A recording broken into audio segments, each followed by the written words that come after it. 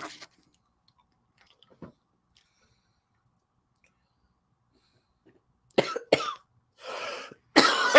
right, we're live, I guess. Yeah, I was waiting for the timer to start there. Did they get rid of the timer on StreamYard? Tell of how long you've been going? Yeah. That's kind of weird right there. Also, this the whole reason why I was silent for a moment there, because I was waiting for that to start before I actually give an introduction. But anyway, now there goes the timer. So I do not know of when that the live stream actually caught our dialogue or not. But anyway, what's up, everybody? It is Zach, the Dark Conservatarian, and I am here with some loudmouth on the internet to let us hear his opinion. Hello. Yes, and I know that I said like a while ago that I wouldn't be doing Strike Force news streams, but in case you are on my Discord or anything like that to know the updated news, recently my biggest hard drive on my computer, my desktop computer actually, went kaput, basically. It's no longer working. Hopefully the files are still on there, but pretty much everything on there is unreachable. And not only does this include like video editing files, which are really key to my video editing hobby and so forth. So in the meantime, I thought instead of just going completely black on my channel that I would like do something and that be the news streams. But not only that, there's also some very rare memories in the way of videos and pictures that I've taken ever since back in the days that I was using a digital camera for taking videos and pictures. So yeah, quite some old stuff that I really want to be recovered, especially the family memory type of stuff. But until I get that back so I can do video editing, I'm here with a Strike Force stream. And, almost spilt my monster there. That was a bit of a scare. But anyway, as you can tell by the title here, we're here to talk about Kyle Rittenhouse. Is he a grifter in regards of him posting his book? I mean, I'm not going to call him a grifter, but I watched this stream on Johnny Walker Irwin's channel, and it was kind of depressing to hear that kind of like the claims that he like was trashing his family in his book. And I'm like, I'm somebody who's defended Kyle for years. I donated money to his legal defense, but I'm like, yeah, that's behavior that's really hard to defend. Indeed. And to give the disclaimer to everybody, because I do not blame you if you are getting some anxiety that, is DarkCon becoming anti-Kyle Rittenhouse now? No, I have, from the very get-go, from the very week right after he had shot those 3 people, or excuse for people, ever since the week after that, from the very get-go, I was thinking to myself, yeah, this seems to be a justifiable self-defense case. Ever since listening to the Destiny versus Vosh debate that happened in the aftermath of that, I was pretty much pro Kyle Rittenhouse, and my opinion has pretty much not changed on that story ever since. Let me make that incredibly clear from the beginning. Even if like all the worst stuff that in the Walker Lynn stream is true, and Kyle is not a good person, I'm still really glad he got acquitted, because that case was not just about his right to self-defense, it was about all our right to self-defense. If he doesn't have a right to self-defense, none of us do. Indeed. And even in some cases, before Kyle Rittenhouse's case, there are like cases of where that people have got charged for murder in their self-defense case. Like, did you hear of that one store owner in New York that Actual Justice Warrior like commentated about? The guy's first name was Jose. Thank God those charges were dropped, but that case, it was outrageous that those charges were ever filed in the first place. Oh, okay, so he wasn't convicted, but I don't know. For he wasn't convicted. He wasn't. The charges were later dropped, and they didn't even go to trial. But the fact that he was ever even arrested or charged at all is insane. A man half his age. This is a guy in his 30s attacking an old man over 60. Starts assaulting an old man who's working at his convenience store, and the idea that he just has to sit there and take that beating is incredibly fucked up. Fuck that. That man had every right to defend himself. He basically just grabbed a box cutter he had around that he was like unboxing merchandise and stabbed him in the neck. Yep. And by the way, those box cutter knives, those are not dull little items right there. No, If not you at like all. keep them Those things replaced. can kill. Yeah. Arguably, they're like sharper than most people's like flip knives, or at least the way that the average knife owner like keeps their or maintains their knife, anyways. Yeah, but anyone who thinks that was the wrong action, what the fuck else was he supposed to do? This punk is attacking him and has him cornered too, like in his bar, so he couldn't retreat. So the only thing he could do was he either risk this guy beating him potentially to death or to serious injury, or make a move to defend himself, and that's what he did. Grabbed a knife, stabbed him in the throat. So, and keep in mind, it was over $11 that the guy was assaulting him over, because his girlfriend was angry about being denied this $11 bridge card. So that stupid fuck ended up throwing his life away over $11. Yeah. And in this case, it's not even like the guy was white. He was a pretty brown Latino as well. So it's showcasing that the media will not just attack any one particular race when it comes to a self-defense case. And you know what was scarier too about the Jose case as opposed to the Kyle case in a way is the fact that it was almost completely under the radar. Like, aside from actual Justice Warrior, I don't know of many people who were like talking about that story at all. So there was the possibility that if Jose actually did get convicted, he would have he did. Oh, my bad. Yeah, Tucker Carlson talked about it. I guess it would not have gotten under the radar. Yeah, I didn't hear about it from actual Justice, where I heard about it from Tucker Carlson. I remember watching that case, and I immediately posted on Twitter, "Free Jose Alba." Yeah, I mean, I know that there are lots of criticisms to have with AJW in his own right, but I find him to be a bit more principled than Tucker Carlson, so I'm a little bit more intrigued to listen to him as opposed to Tucker personally. Well, understandable, but I'm saying I just heard it from Tucker Carlson, and that case was insane.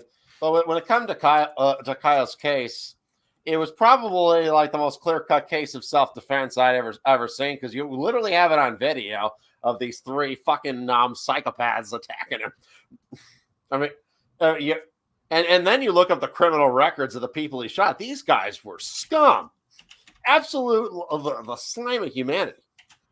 Yep, and I'm going to admit, as far as full disclosure on my evolving opinion of Kyle Rittenhouse, overall, over the years, and on the question of, is Kyle Rittenhouse a grifter? And I'm using that mostly as clickbait more than anything, although the subject matter is not that far off of the grifter question.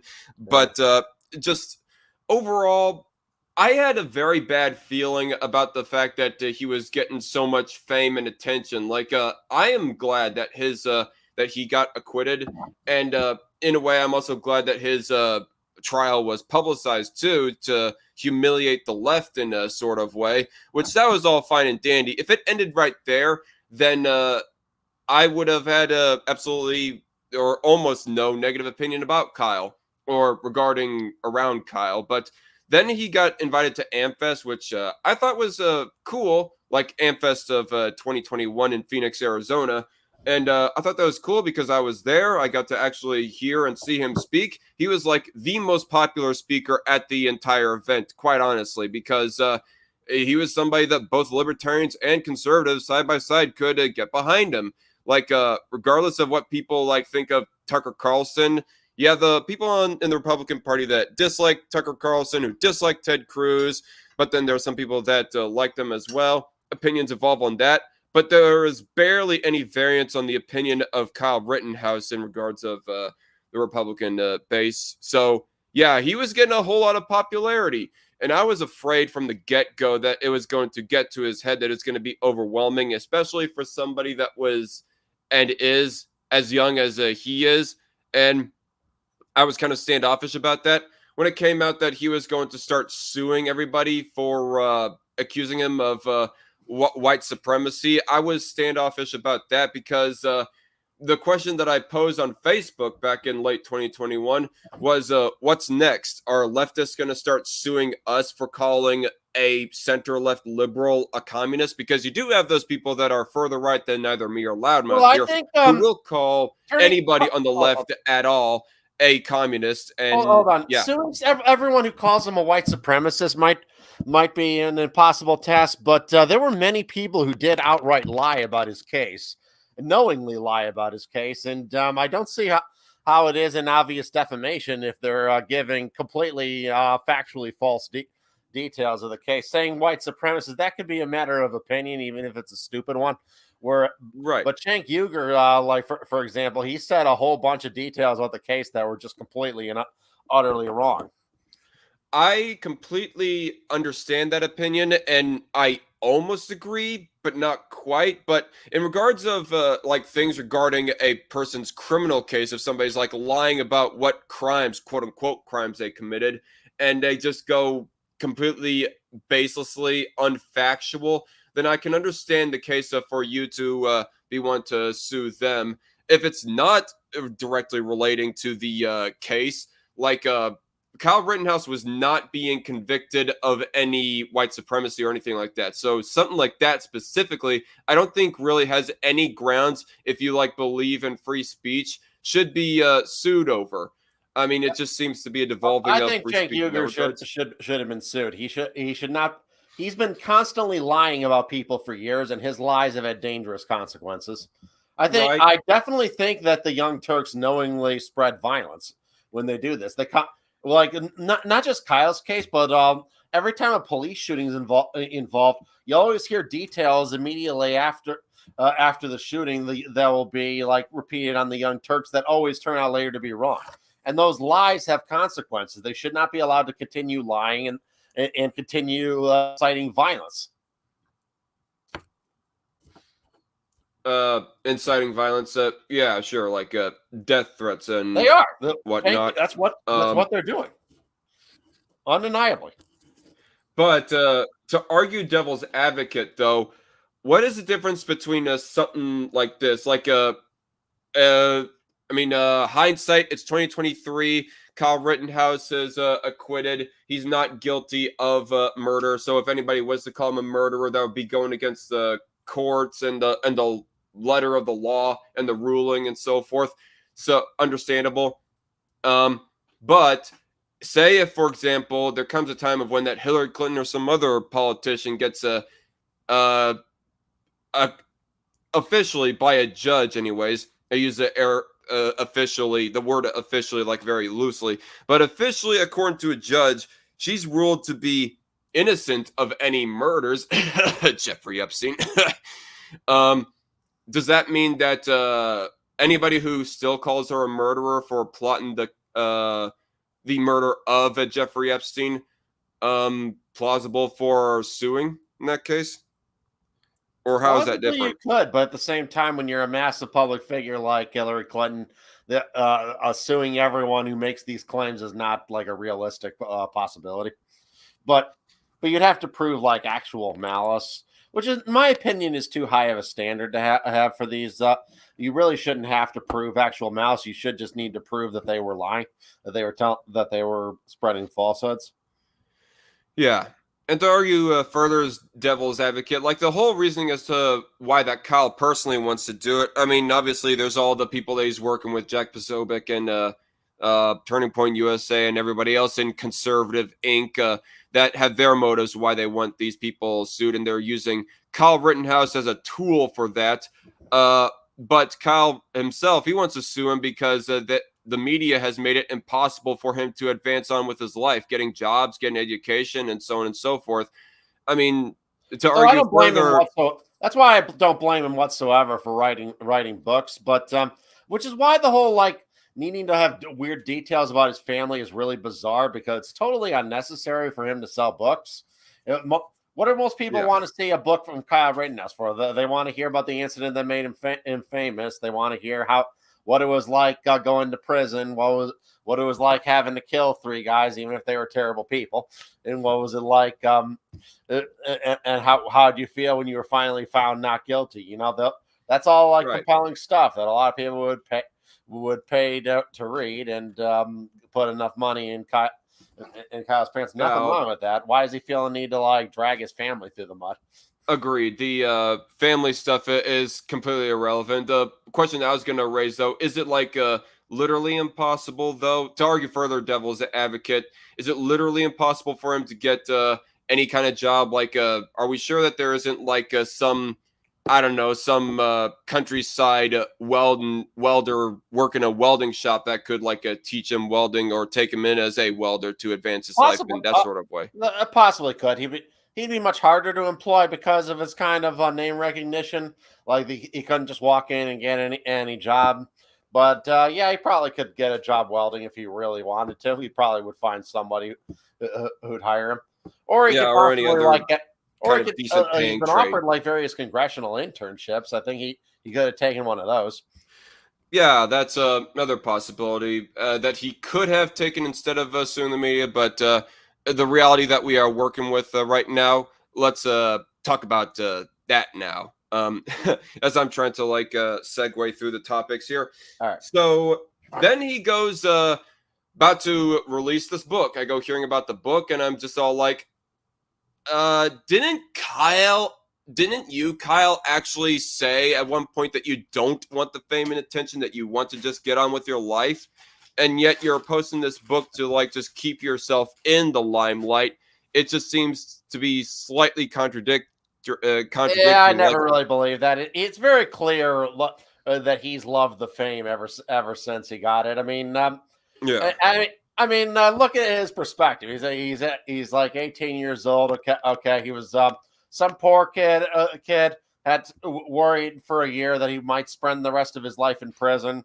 Never was like all that popular, and then all of a sudden you're a celebrity and you're having hundreds of girls screaming your name. That's a lot. but What young man in his circumstances not going to get a big kick out of that?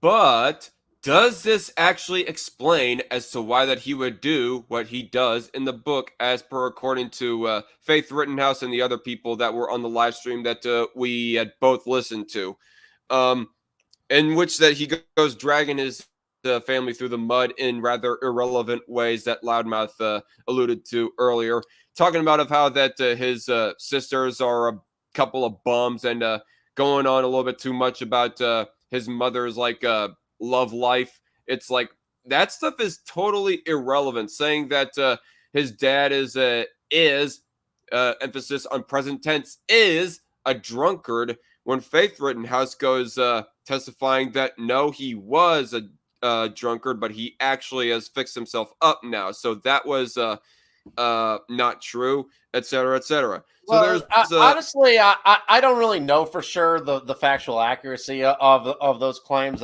So I don't really want to like side one way or the other, because honestly, I don't know. I just want to I'll just like give Kyle the benefit of the doubt, assume they are true. Why include them in the book even if they're true? To what purpose? It's not what anyone wanted to buy this book for. It just seems malicious and cunty for no real reason. That's what kind of was disturbing about it. Yeah. Hello, Mr. Scott in the chat, and hello, Night Shift. Night Shift, tell me in the live chat if you would like an invite on the live stream so that we can like talk about this issue and so forth. But God, I kind of lost my train of thought a bit. Talking about Rittenhouse, bringing up all this irrelevant stuff. Oh yeah. To get on to the point of whether or not of which party that we should actually be believing, because I know that there are going to be a whole lot of people that would defend a lot harder than you have, Loudmouth, saying that no, I stand with Kyle. I do not believe the Rittenhouse family at all when they go saying that Kyle is lying about them, dragging them through the mud, etc. The question that I have to bring forth though is what would be the exact motivation as to why that the Rittenhouse family would lie? I mean, the only way, I mean, fame, that would be one of the explanations, fame and getting money from the leftosphere and so forth. Like, that would only make sense if the Rittenhouses were doing a complete 180 on Kyle in his case, saying, no, I take back everything I said. Kyle was a murderer. But the truth of the matter is, they don't. Faith Rittenhouse and Wendy Rittenhouse on the live stream, along with the two co-hosts that were interviewing them, they all emphasized that Kyle is not a murderer, that his self-defense case was completely legit. And one of these people actually admitted that he was a Bernie supporter. Heck, even the Rittenhouses themselves admitted that they favor Bernie as well. So if they really wanted to go full out grifting on their own part and lying about Kyle, saying that he's lying, then they would just go full out and say, nope, he's a murderer. But no, them taking this kind of centrist almost position of Kyle is innocent, but he's unjustly dragging us through the mud and kind of lying is not going to gain favor really from the masses of either side, the right or the left. So I don't think that the motivation is there really. So no, they seem pretty. I listened to Kyle's sister on that stream. She seemed pretty sincere. Obviously, I don't know. I can't read her mind or whatever, but I didn't see anything that seemed malicious or dishonest about her. She seemed very right. She seemed like she sincerely was like sad that her brother was going in a bad direction. Yeah. Talking about the text that she sent to Kyle saying, I hope that you don't block me. I would like to hang out with you again, et cetera, et cetera. Excuse me. I don't know if you got to the point of where that she did read her own letters or texts to her brother. But yeah, that was something that she emphasized when she read aloud her own stuff. But I do want to pose my theory as to why that I think that Kyle is going this route.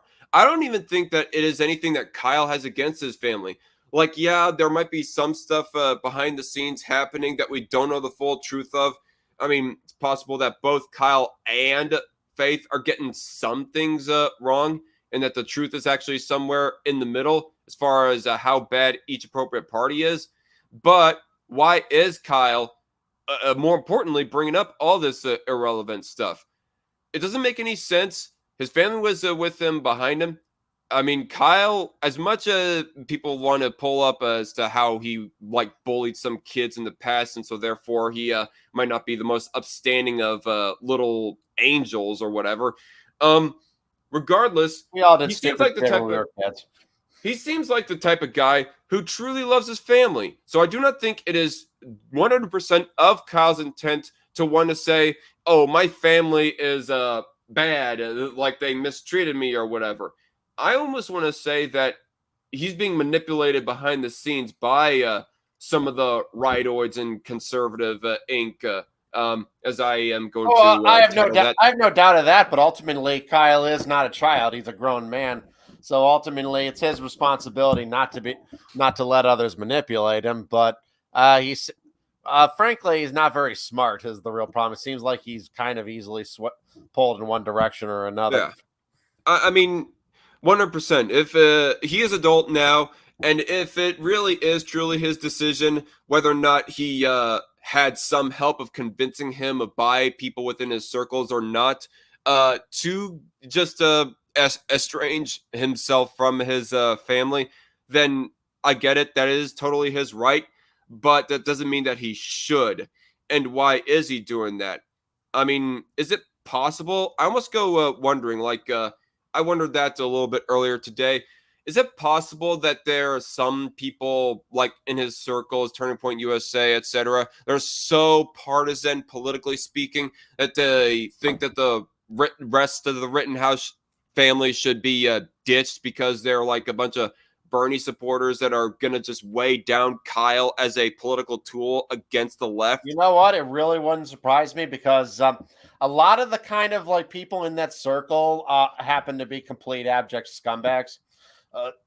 It's why I, even though I lean right in my politics, I generally have a hatred of a lot of elements of the right. Someone's asking, does Kyle also hate state lines? Yes, he does. He breaks state lines. He destroys them. He shoots them full of 5.6 rounds. or maybe it was 2-2-3. I don't know which kind of rounds they were exactly that he shot from long his AR. before any of this drama, we knew Kyle was the devil just from the fact that he would move from one state to another state. I mean, what kind of monster would do such a thing? Apparently, every monster in the U.S. who goes on a national vacation that goes from state to vacation. Heck, No. I'm going to be doing that tomorrow when I go up to Kansas City, and part of that is going to include Kansas City, Missouri. I guess I'm the devil now. Monster. Rawr, motherfucker. Rawr. Yeah. But yeah, actually, to be fair, as far as the state lines, I think goes, do you know of the shift that Anna Kasparian had in her opinion about Kyle Rittenhouse? A little bit. I don't really keep up too much with that. What that cunt says. I gotcha. I mean, she seems to be like I mean, I would be hesitant to call her a cunt myself because from all the interviews that she has with Adam and Sitch, like it seems that she is like tempering down her attitude a bit.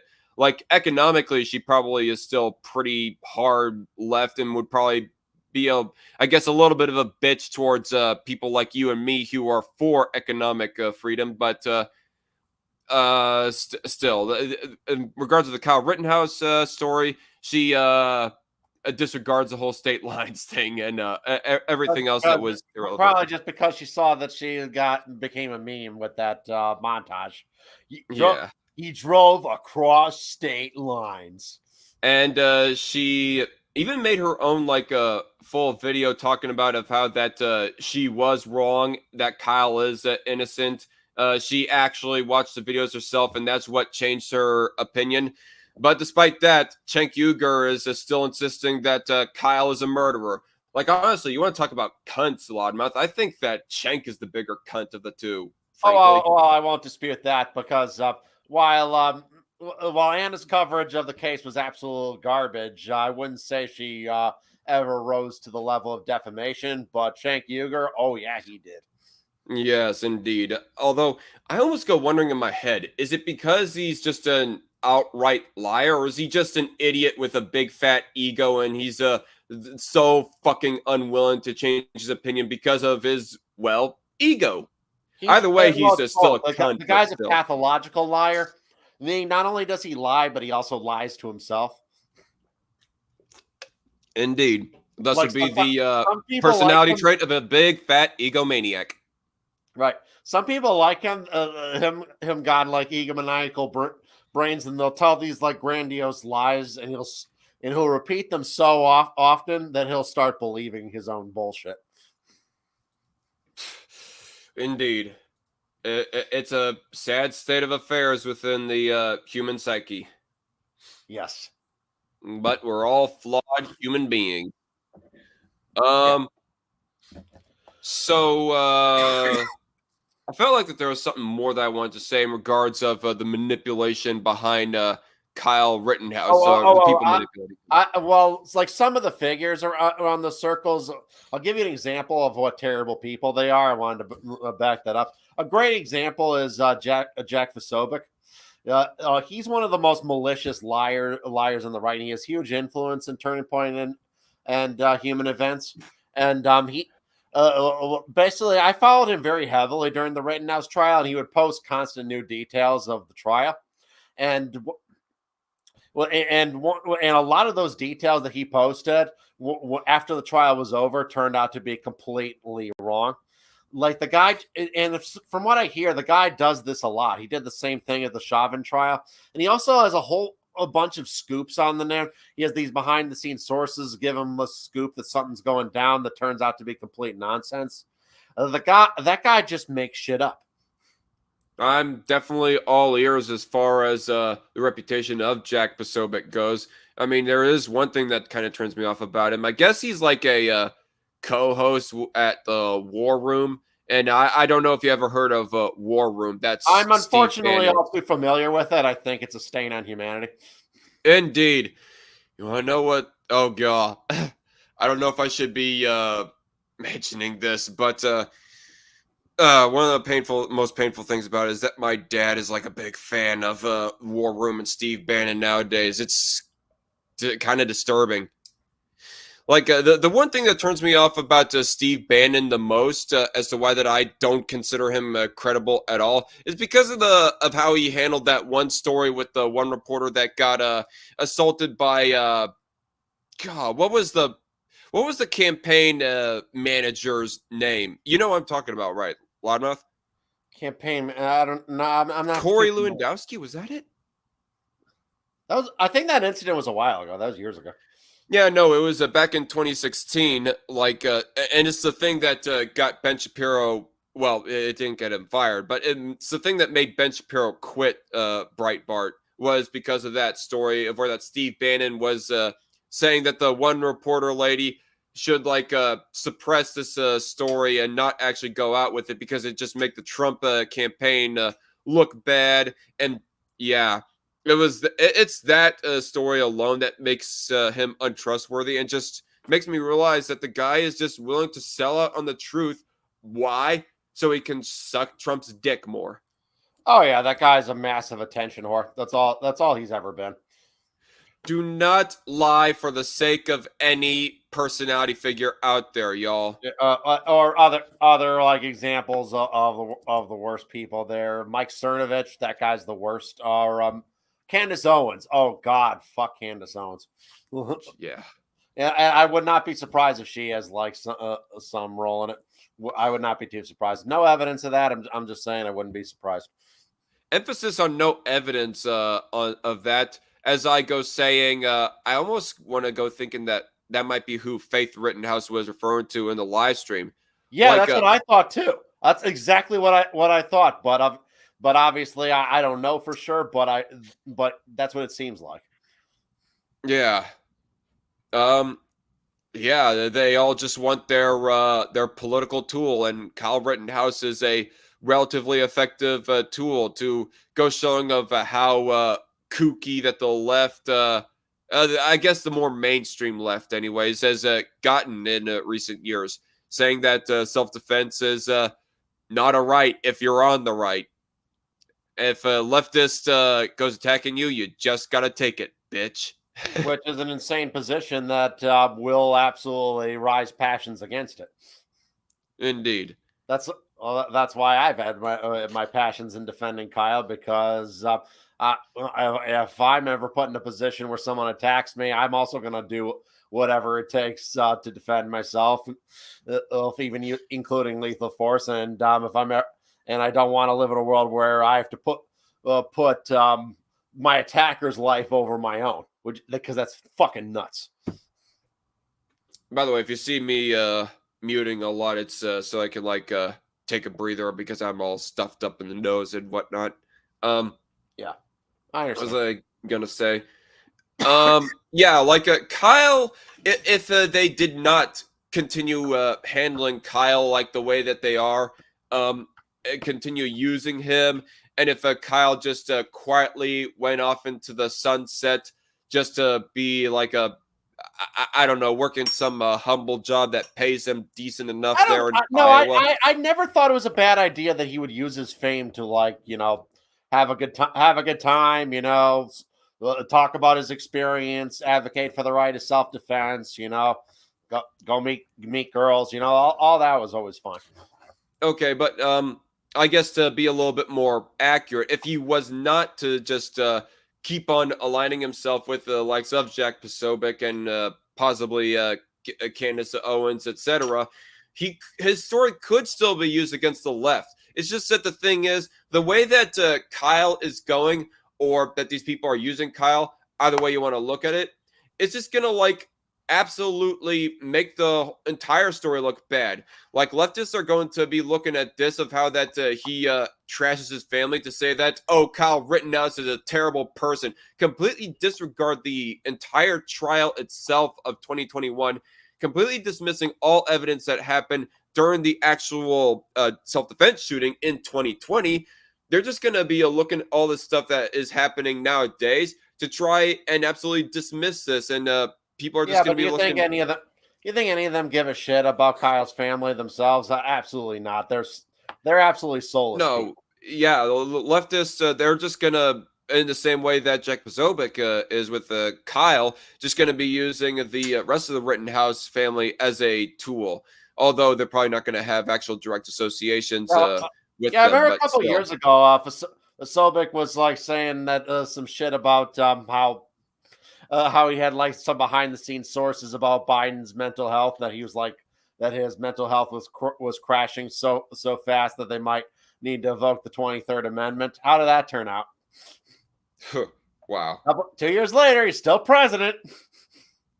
Yeah. I mean, Almost like he made that shit up. Possible theory that they would pose in response is that they're trying to circumvent the 23rd Amendment. The Democrats are. Right, I'm just saying, like, yeah, it was obviously a made up story, or that, or his sources are just like I don't know, like some crackhead on the street corner. Yeah, the same way that I kind of regard any claim of evidence for the claim that literally there was a 30 or 50 million votes that were just made up out of thin air for Joe Biden. Like literally, I've had people within my personal life who literally claimed that only about 10 to 30 million people really voted for Biden, and really it was like I don't know, 100 million or something like that. It's just because of the Dominion voting machines. That's what that theory. Yeah, those conspiracy theories piss me off so much, because I remember at the time they were floating around. I'm like, these theories seem like BS, but maybe there's some truth to them, because Dominion's going to sue if there's no truth to these claims. Well, Dominion sued their asses. Oh yeah, that, and also if it was true, that would mean that I would have a whole lot easier time finding myself a girlfriend, because that would mean that there are like literally like 200 million or more conservatives in the country, but I am super so astronomically doubtful of this. Like from the get-go, it just seemed completely Trump seems totally to 110% unbelievable. That's right. the super majority of people in the US really are Trump fans. Absolute bullshit. Well, Trump fans, they exist in a bubble. They basically they all like worship Trump, and they can't really accept that most people think they're weirdos for it. So they basically invent an alternate view of reality that the vast majority of people are really like them, and it's like some voting machine manipulation, which of course is totally unfalsifiable. How do you disprove that? You can't. Yep. And FYI to anybody who might be listening now or in the future, if you're a casual, emphasis on casual Trump supporter, I personally have no problem with that. I don't care. It's Trump cultists specifically that I have a problem with, and Loudmouth mostly has a problem with. It's those types of people who go using Trump as a litmus test to see if how good of a conservative that you are or not. Yeah, I literally have... The ones who basically call you a rhino if you don't support Trump, while also saying, yeah, of course we're not real Republicans. The irony right there. Double think. Like I literally have somebody, a family member, who actually said that DeSantis is untrustworthy for the fact alone that he would even dare run for president. It's that fucking bad, people. The Trump cultism. Goddamn. I almost want Trump to lose just because of that reason alone. Even if he gets nominated in general, I almost want him to lose. Almost. Emphasis on almost want him to lose just for that alone. I'm far from almost. I definitely want him to lose. I will never vote for that man again. Fuck him. Fuck his cult. Fuck his constant lies. Yeah. I mean, the reason why I say almost is because there seems to be like some bit of grain of truth to the idea that Trump is a passively intimidating force to all the other superpowers of the world so as to prevent World War III. That would probably be like the only thing that would push me over the edge to vote for Trump in the general. But other than that, it's like the guy is a poison on our culture, quite frankly. The guy's a narcissistic psychopath. He really sees every relationship with like how much they like him. Basically, in his very childlike mind, people who like him are good, and people who don't like him are bad, and that's the only way that man assesses morality. It literally is the way a little kid assesses morality. Indeed. And speaking of Trump cultists, to segue it back to Kyle, with the way that Kyle is going right now, I see one of two possibilities happening within the next 5 to 10 years. Either A, he becomes like one of the biggest Trump cultists of all time, bigger than even No Bullshit for that matter, because of the way that his life and political career, I mean, let's be honest, it's a political career at this point, is going right now. Or B, he's going to be some super cynical libertarian or anarchist that has a shit ton of anti-right takes, mostly because of how much that Posobiec and the rest of the people within his circle manipulated him. Well, that just put the bad taste in his mouth about Republicans. Well, in terms of like Trump support in 5 to 10 years, there's like a 90% chance Trump will be dead 5 years from now. Well, right. I mean, regardless of him at his age and how fat he is not going to be around in 10 years. I mean, I get that, but you got to admit though that his legacy will still live on in the same way that Reagan's legacy has. In fact, it almost seems like that Trump's legacy is replacing Reagan's legacy in regards of Republican within the Republican Party. After Trump dies, people are still going to be saying, like 5-10 years after his death, the great President Donald Trump once said on political debate stages, and that's going to be like the litmus test for at least half the Republican he once said, Party. You grab him by the pussy. That's literally what they're going to be saying, and I'm going to grab Russia by the pussy. Quoting that in bed. The great savior of America, Donald Trump, said to grab you by the pussy. Sorry. The magatards are indeed annoying, and I say that as someone who would have been one fully if I was still a Trump supporter and didn't become an anarchist, as Mr. Merchant. Yeah, pity. I don't know if I would have become a Trump cultist myself if things did not play out the way that they did in the primaries back in 2016. I mean, the biggest reason why I am the way that I am right now is because of the fact that my main political talk show host I was listening to was Mark Levin. And in the height and heat of the Cruz versus Trump battles, he was solidly in Cruz's camp. And after that, Cruz dropped out, and there's some story in regards of Roger Stone. Mark Levin declared himself as never Trump, and that's when I kind of followed suit. But then he started kind of rewinding back slowly but surely, reluctantly wanting to endorse him in the general. Then he became more, he became more passionately pro-Trump to where that he was wanting to, quite frankly, be an asshole to anybody who was voting third party, like Evan McMullen, for example. Well, I still remember the radio broadcasts even now. But the thing is, it was too late for me. I had already gone checking out third-party options like Austin Peterson, and I was pretty much gone down already down that road, and here I am now. Honestly, I think the election of 2016 was probably a turning point. I really think that our country would be in a much better place if Trump had lost. And I don't say that because I think Hillary Clinton would have made a better president. She would not. But in an alternate universe where Trump had lost, the GOP would probably have taken a lot of introspection and probably manipulated its delegate process to make it impossible for someone like Trump to ever get the nomination again. Basically, probably doing things like adding super delegates, similar to what the Democrats do, and various other protections against kind of a populist demagogue. That's one of the biggest flaws in our Constitution was the founders, when they wrote it, really didn't anticipate our modern media the ecosystem, like our modern mass media age. So they didn't really do enough to protect this country from celebrity candidates.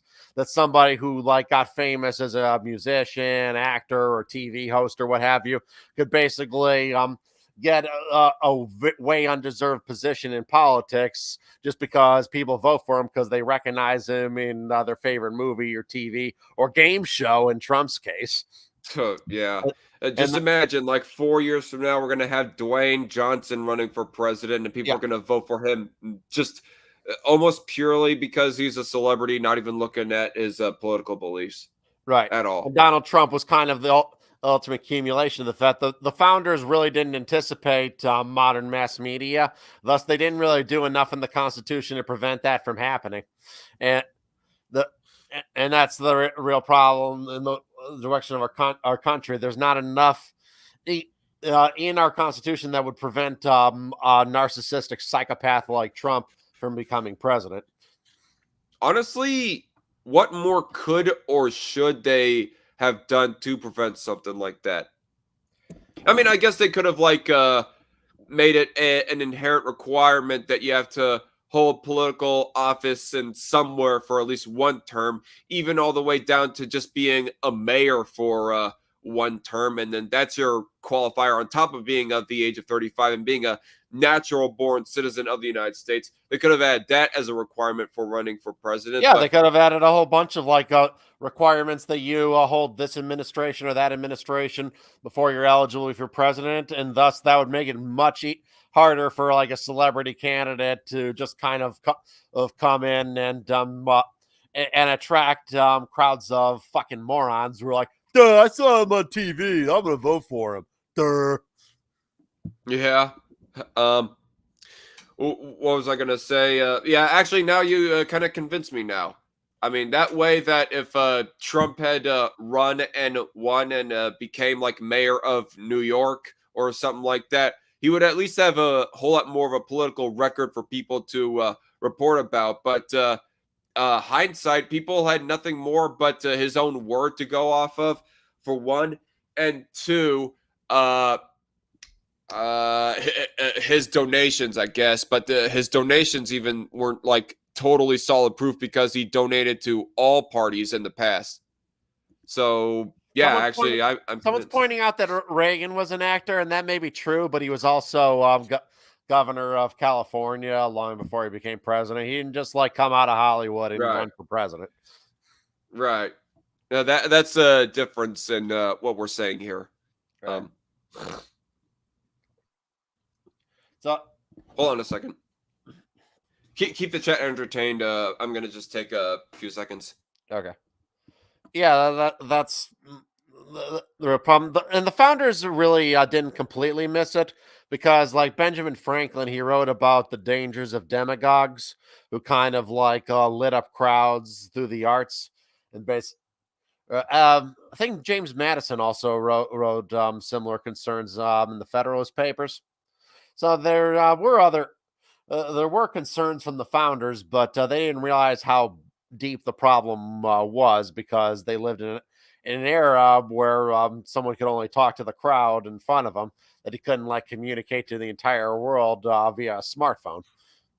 They just weren't really prepared for that kind of world. Yeah, I mean, to be clear, nobody is arguing for the for any rollback on rights. The only thing that we're advocating for right now is at least one more requirement or prerequisite for running for president. That being, you held some kind of political office, even the smallest of political office, before you became president.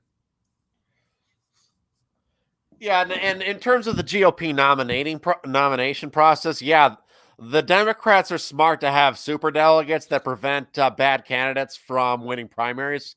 We saw it in 2022 when we made the decision to raid the homeless shelters for candidates, how well that would work out to our so-called red wave. Well, I don't know if I approve of super delegates necessarily. I mean, I would have to look into how they actually work to get more into them. Like, I know that I am a staunch. When I say this word, I'm talking about in terms of government systems. I'm a staunch Republican in that sort of way, and for the Electoral College and so forth. I just don't know if I am for super delegates necessarily. It seems to be like a hidden I don't know, bonus card for somebody to have up their sleeve to have like one of those card extending machines tucked up Well, in there. if the GOP had super delegates like the Democrats do, Trump would not have been nominated in 2016.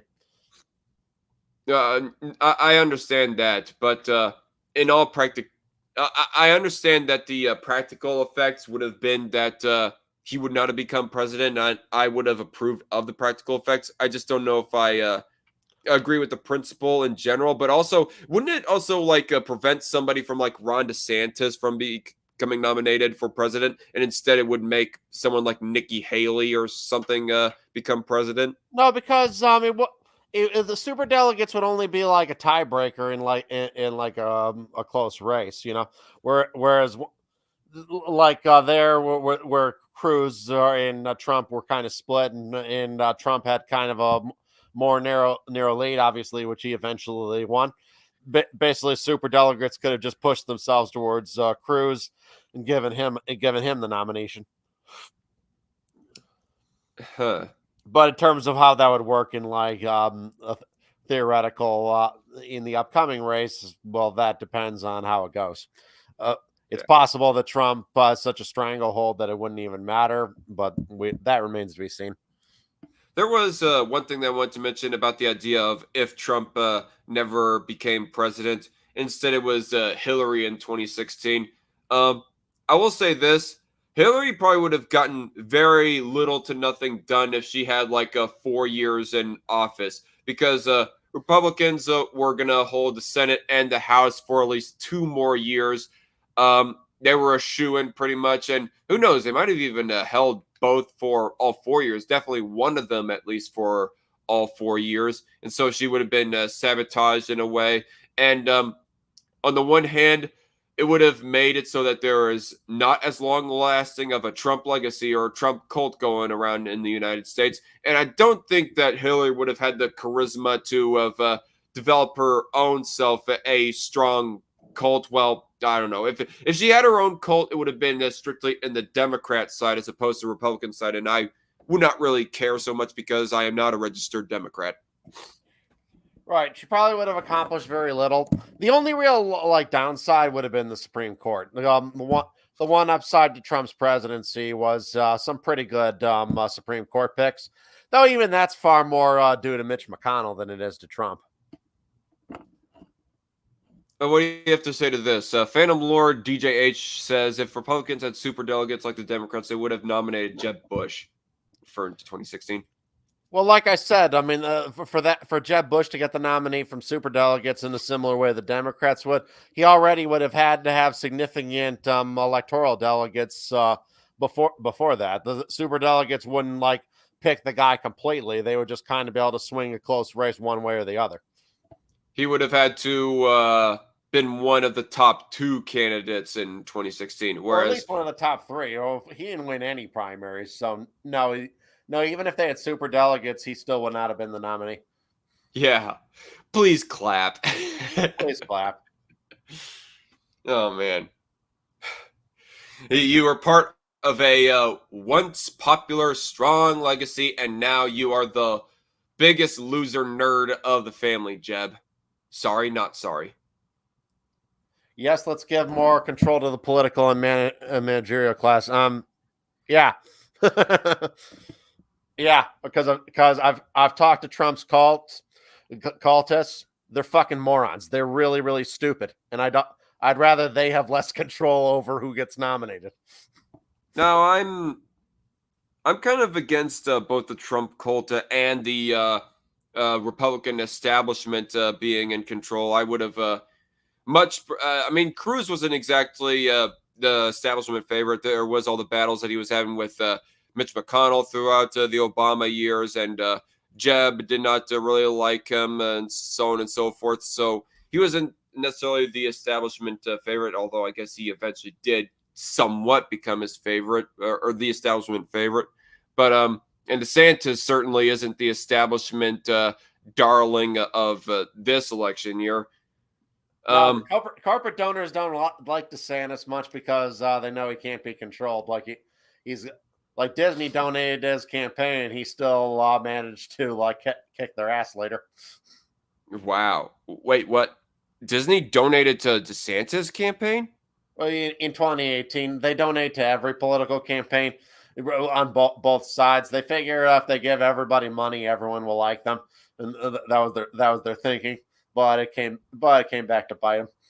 That is so stupid. At first, I thought the thing that you were going to say, the reasoning as to why that they did it was because they thought that DeSantis was going to preserve their tax exempt status. Because, oh, a Republican, they love giving tax exemptions and so forth for the rich, or so goes the They almost never straw man thought that stereotype DeSantis of.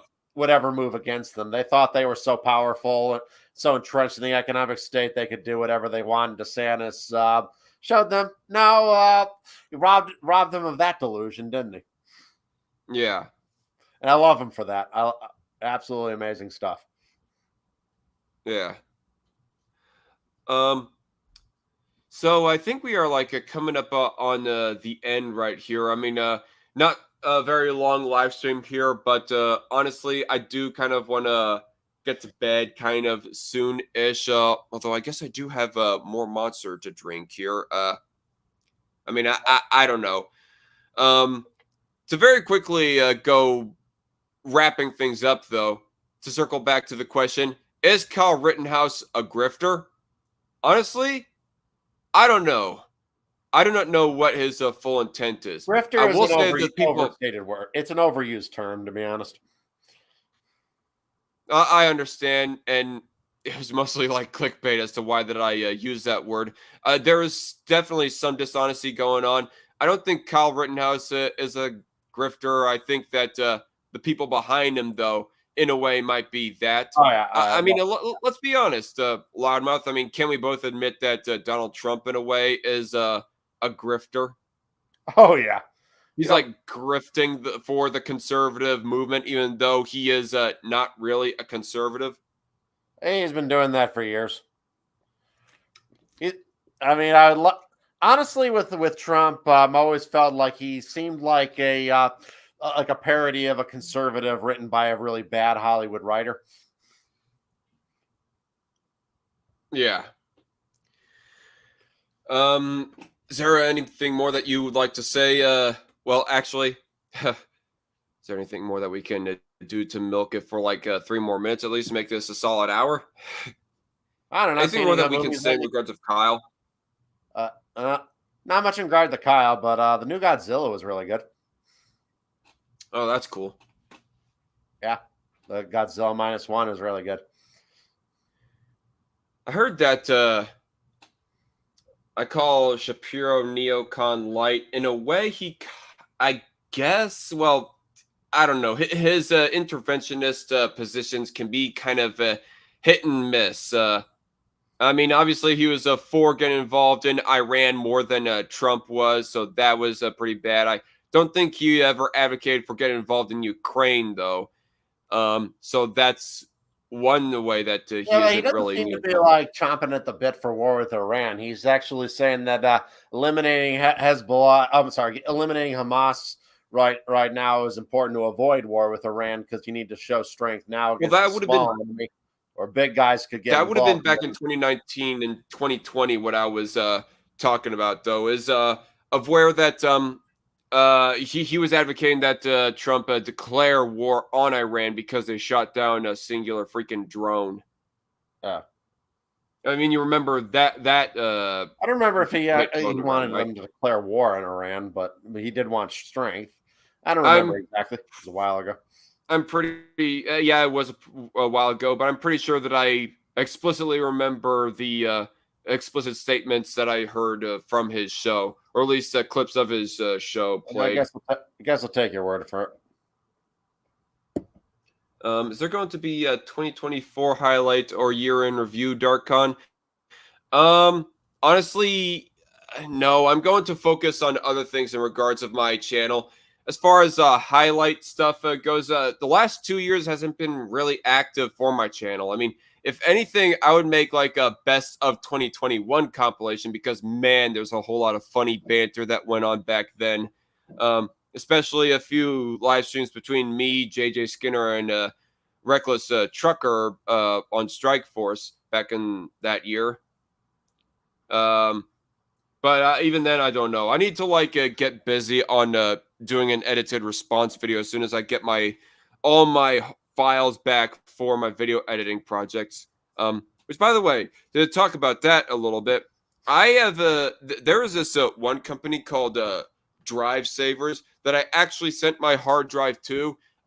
Actually packaged, used FedEx to mail it to them, and they're going to work on that. They work in these clean room labs to try and open up the hard drive and actually work into the disk and other little itty bitty parts of the hard drive to try and secure the files and maybe put them in a new hard drive. So that's what is going on right now. And as soon as I get my files back, I think the first thing that I'm going to start working on, or one of the first things, is I'm going to finally make my response video to the one lady named Khadija Mabo, who is alleged to be the smartest cuties defender, even though she's still not that smart in the great scheme of things. Yeah. I mean, I know that's like a few years old topic, but with the controversy of Sound of Freedom, I think that the topic of cuties relates to it and has been just slightly revived. And plus, there's like some crumb YouTuber, crumb tuber on YouTube that I need to do a response video to in regards of Sound of Freedom. All right. Like, it's just absolutely stupid. Like, these leftists, they just have right-wing derangement syndrome so bad that they're willing to criticize all these anti-human trafficking movies, and just to practically like simp for like child exploitation, the type of things, just because the right is speaking out against them, you know? Right. Although I guess that's a little bit too hot of a topic to get in right now. But yeah, I think we might wrap up here soon. Yeah, I'm getting tired. I'm getting tired. I gotta get to bed. All right. If you want to leave right now, you can. There was like a couple things in the live chat that I think I want to address before I leave out of here. Actually, have a good night. Have a good night, Loudmouth. We'll talk to each other later. Yeah, Loudmouth is good company. He was pro lockdown initially, and he just seems slightly behind the curve on certain issues, as says Mr. Scott in the live chat. Ben Shapiro, he's referring to Ben Shapiro in regards to that. I mean, I completely understand that, but on the other hand, so was Trump in regards of lockdown. In fact, if anything, Trump was a lot slower to become anti-lockdown than Ron DeSantis was. I mean, if we want to talk about people being slow to becoming anti-lockdown or slow to giving up on their pro-lockdown beliefs, Mr. Merchant asks anything else on Gothics? No, and really, I don't think I want to, like, I haven't been like pursuing Gothics or anything. It's not like that I've been harassing her on Twitter or X as of recently. So I don't really care. I mean, I got my video out talking about her, of how that she's quite frankly a bitch, and how she's toxic, the way that she handles people who just go saying that they don't agree with her, and say how they're disappointed and that there is a disagreement that exists between themselves and Gothics. Like, why are you disappointed? Why are you disappointed? Why are you disappointed? But why are you disappointed? Good Lord. Yeah, just so grating. Anyway, I think I am going to go ahead and end it. The next live stream that I'm going to do, I'm probably going to do a live response to Progressive Voice. Will be on one of his most recent videos. What is it about? You're going to have to wait and see until that live stream comes. But for right now, is Kyle Rittenhouse a grifter? Like I have to say, I have to personally say, I don't know. Like, I don't know his full intentions. I don't really have a clue on that. I'm kind of skeptical of the idea that him throwing his family under the bus with what he includes in his book. I highly doubt that is totally of his own intent in making. I think that it's the people behind him who are manipulating him. So if there's anybody who I believe is like being a dishonest, grifting sleazebag, it would be the people that are manipulating him on making his choices, on what choices he's making with his political career. Kyle Rittenhouse's, I mean. So yeah. If you're like just now coming into this live stream, go ahead and like give it a re-listen. It is a relatively short 1 hour live stream. And I also got to recommend, go watch or listen to the live stream that I have linked down below in the description box. It's the full interview with Faith Rittenhouse. That is what our main source is in regards to this. Now, I do want to premise there is a possibility that she could be wrong, that she could be wrong as far as saying that Kyle is wrong or lying even about what he's saying about his family. That really, no, he's not a liar. It's actually proven that the Rittenhouse sisters are a couple of bums or whatever the heck have you. But that is really yet to be proven beyond a shadow of doubt itself. And I highly doubt that, I highly doubt that they would be lying about this because they don't have a big enough reason to be lying. Otherwise, if they really did want to lie to gain fame and money from the leftist sphere, they would just go full out and say, yeah, our brother is a murderer. That would be the main money maker for Democrats or from Democrats if they really wanted to go that route. But anyway, I've rambled long enough. Thank you all for watching. I am Zach, the Dark Conservatarian. Y'all have a good night, and I will see you later. God bless.